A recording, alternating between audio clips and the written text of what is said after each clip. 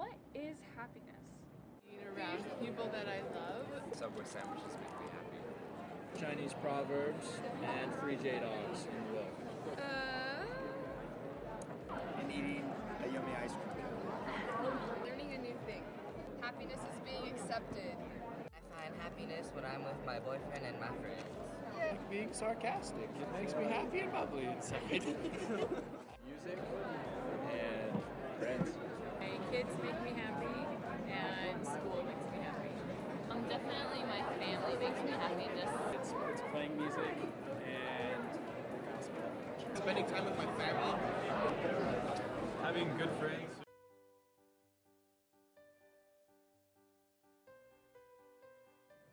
Sometimes defining happiness can seem as elusive as achieving it.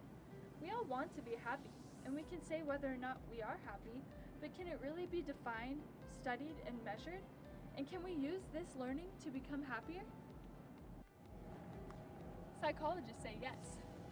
Positive psychology is the study of strengths and virtues that enables individuals and communities to thrive.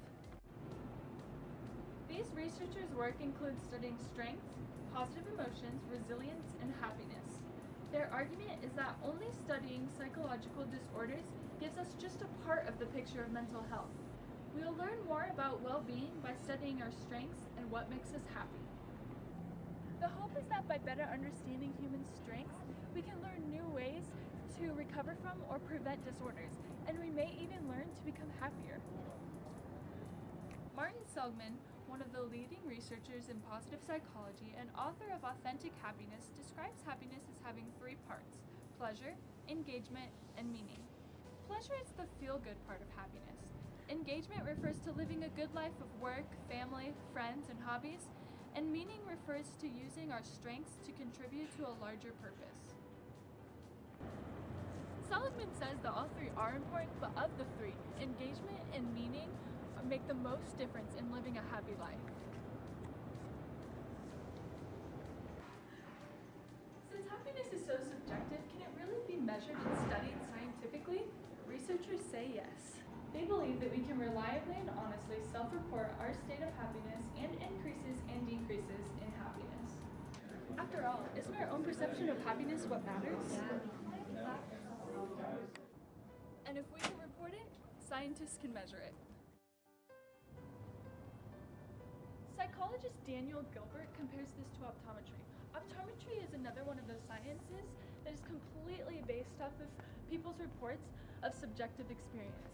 The only way for an optometrist to know and better understand your visual experience is for them to ask you whether it looks clearer like this or like this. There are three basic sources of happiness: genetics, including temperament and personality, life circumstances such as wealth and health, and our own choices. We tend to overestimate the importance of life circumstances in how happy we are. We think that maybe if we were wealthier, if we had a better job, or if we fell in love, that we would be happier.